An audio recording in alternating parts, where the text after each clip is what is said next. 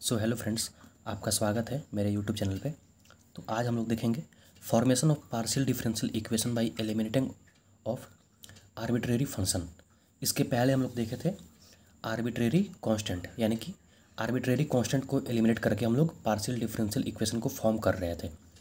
अब हम लोग क्या करेंगे कि पार्शियल डिफरेंशियल फॉर्म करेंगे, लेकिन आर्बिट्रेरी फंक्शन को हम लोग एलिमिनेट करेंगे।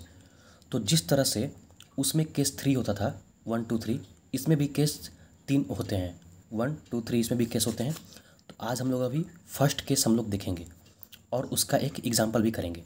तो फर्स्ट केस क्या होता है, जब उसमें जो गिवन फंक्शन रहता है सिर्फ इस फॉर्म में रहता है z equal to F X Y, यानी कि सिर्फ एक फंक्शन दिया रहता है, ठीक है। और उसका जो फॉर्म रहता है ये रहता है z equal to F X Y, ठीक है। और जो इसको हम लोग अगर जब फाइंड कर लेंगे तो हमको किस ऑर्डर का मिलेगा, पीडीई 1 ऑर्डर का मिलेगा, ठीक है।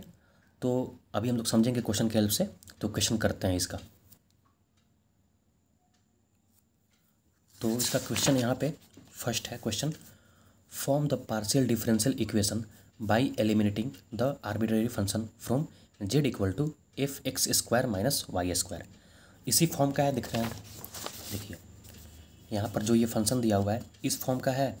आपको जो भी फंक्शन इस केस 1 में मिलेगा, सॉरी अगर जिस क्वेश्चन में अगर ऐसा फंक्शन रहेगा तो समझ जाना है कि वो किस केस का है, केस 1 का है, ठीक है।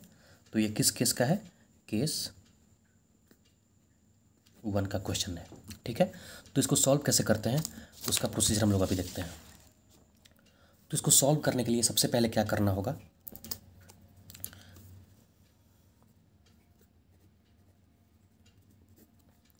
फंक्शन को हम लोग लिख लेंगे यहाँ पे और उसको हम लोग इक्वेशन 1 लेट कर लेंगे। z equal to F of X square minus Y square, उसको हम लोग एक इक्वेशन लेट कर लेते हैं, ठीक है। अब इस इक्वेशन को हम लोग डिफ्रेंशिएट करेंगे x के रिस्पेक्ट में।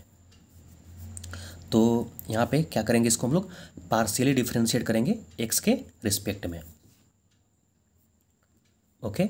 तो क्या करेंगे, partially differentiate with respect to x इस फंक्शन को, ठीक है।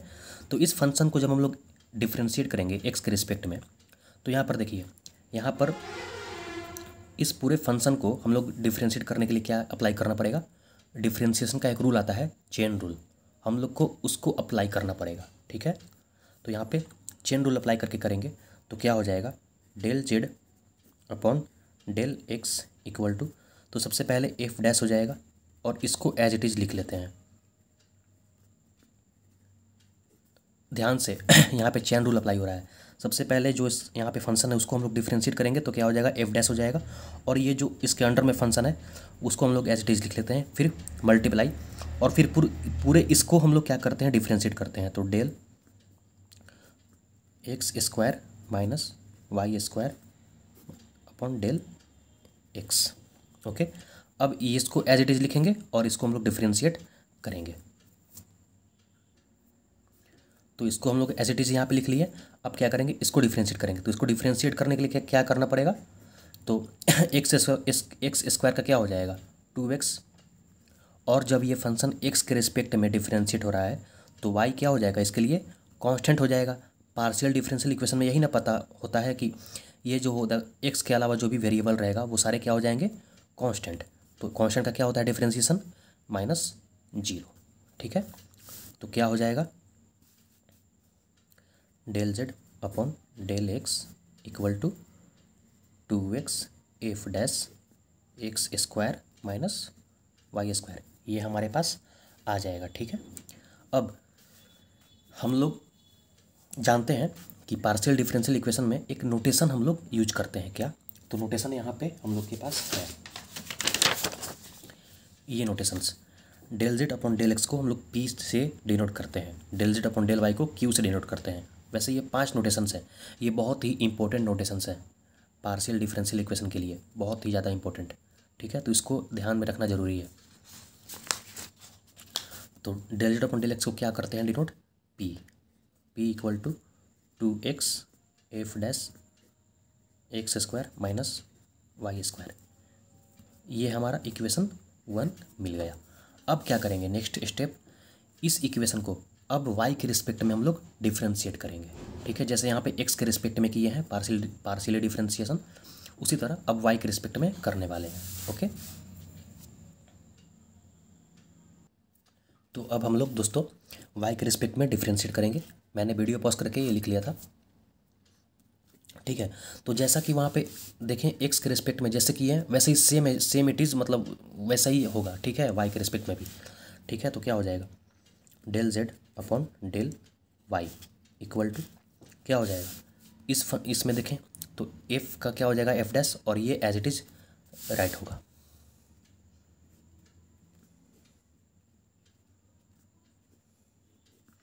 मल्टीप्लाई, अब del upon X square minus Y square, अब इसका होगा। ठीक है, तो अपन किसके रिस्पेक्ट में, तो डेल वाई के रिस्पेक्ट में होगा। ठीक है, तो del Z upon del Y, इसको तो एज इट इज लिखेंगे हम लोग।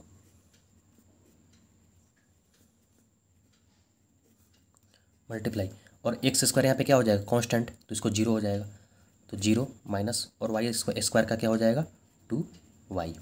तो फाइनली क्या आ गया हमारे पास, ये हमारे पास आ गया del Z upon del Y equal to -2y F dash X square minus Y square. ये अब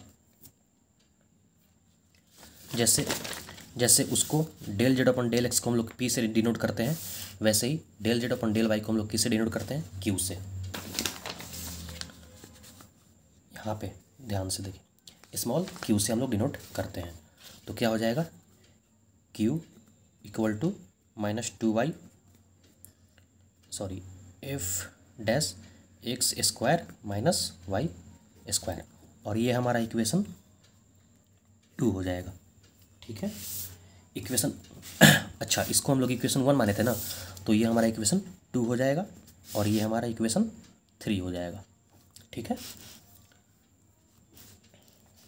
अब क्या करेंगे, हम लोग को क्या करना है, हम लोग को फंक्शन को एलिमिनेट करना है, यानी कि यहाँ पर फंक्शन नहीं रहना चाहिए। ठीक है, तो यहाँ पर देखिए यहाँ पर जो दिया हुआ है और यहाँ पर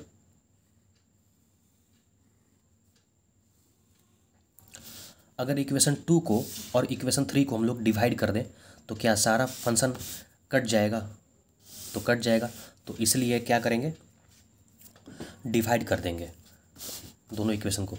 तो क्या करेंगे, डिवाइड इक्वेशन 2 फ्रॉम 3। ठीक है, अगर समझ में नहीं आया हो तो अभी डिवाइड करने पर समझ में आ जाएगा कैसे। तो हम लोग दोनों इक्वेशन 2 को 3 से डिवाइड करने वाले हैं, तो P अपॉन Q हो जाएगा डिवाइड करने पर इक्वल टू, तो P इक्वल टू क्या था, P इक्वल टू का था 2x F dash upon X square minus Y square, और Q इक्वल टू क्या था -2y F dash X square minus Y square. ठीक है, अब ध्यान से देखिए, 2 से 2 कैंसल आउट, एफ डैश से एफ डैश, और इस फंक्शन से ये फंक्शन कैंसल आउट, क्या बचा हमारे पास x अपॉन माइनस वाई। ठीक है, तो इसको हम लोग कैसे लिख सकते हैं, P upon Q equal to x upon minus y. अगर हम लोग क्रॉस मल्टीप्लिकेशन करें तो हमको क्या मिलेगा, QX इक्वल टू -PY। ठीक है, और इससे क्या हो जाएगा, इम्प्लाइड एट, जब हम लोग इसको लेफ्ट हैंड साइड ले जाएंगे तो क्या हो जाएगा, QX plus PY equal to 0। ये हमारा फाइनल आंसर, ये हमारा फाइनल पार्शियल डिफरेंशियल इक्वेशन हमको मिलके आ गया। ठीक है।